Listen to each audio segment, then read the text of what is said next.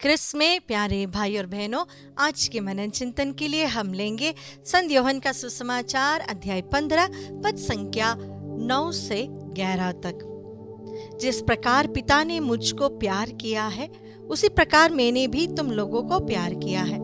तुम मेरे प्रेम में दृढ़ बने रहो। यदि तुम मेरी आज्ञाओं का पालन करोगे तो मेरे प्रेम में दृढ़ बने रहोगे।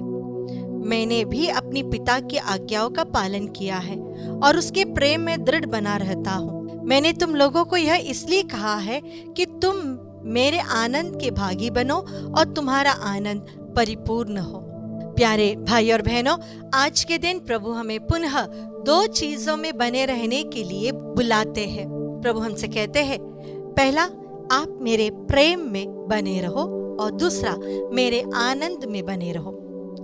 जिस तरह पिता ने मुझे प्यार किया है, हमको पता है कि पिता और पुत्र एक है। ऐसी कोई बात नहीं जो पिता ने पुत्र से छिपाया हो और ऐसी कोई बात नहीं जो पुत्र ने पिता की आज्ञा नहीं मानी हो।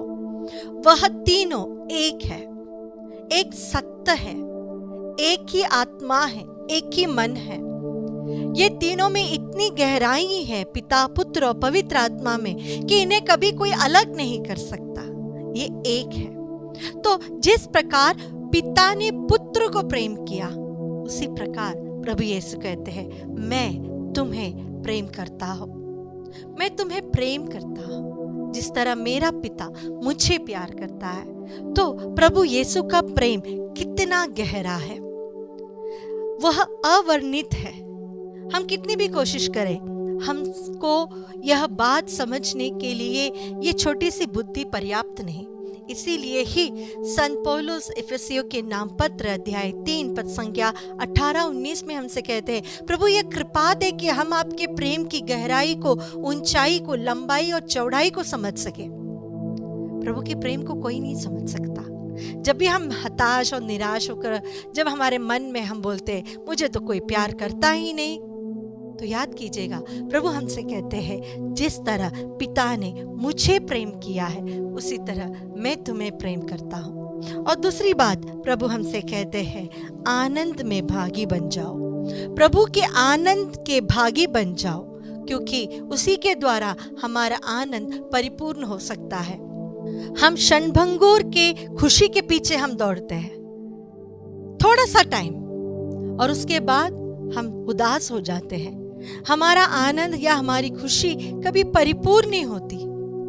हम कितना भी आइसक्रीम खा लें, मोमेंटरी खुशी होती है।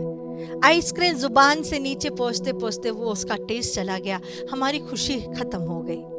अगर हम अल्कोहल लेते हैं, सिगरेट लेते हैं, ड्रग्स लेते हैं, या गलत चीज़ों को देखने की आदत है, गलत आदतें हैं, गलत रिश्ते हैं, वह सारी खुशी, वो जो सारा आनंद जो हमें मिलता है वह केवल एक मोमेंटरी है, क्षणभंगुर है। उसके बाद हम पुनः उसी हालत में वापस चले जाते हैं, निराश, डिप्रेस्ड, गुस्से वाले, चिड़चिड़े, नकारात्मक सोच वाले। लेकिन प्रभु हमसे कहते हैं कि मैं तुम्हें वह आनंद देना चाहता हूं जो मेरा है, और उसके द्वारा आप परिपूर्ण हो जाएंगे। तो इसमें बने रहने के लिए, इसमें आने के लिए, इस प्रेम का अनुभव करने के लिए प्रभु हमसे कहते हैं कि तुम्हें मेरी आज्ञाओं का पालन करना होगा। प्रभु का प्रेम ऐसा ही नहीं मिलेगा हमें, प्रभु का आनंद हमें ऐसे ही नहीं मिलेगा।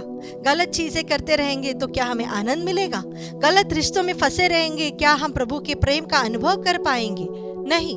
प्रभु कहते हैं, जिस तरह मैं मेरे पिता की आज्ञाओं का पालन करता हूँ उसी तरह तुम्हें भी मेरी आज्ञाओं का पालन करना है।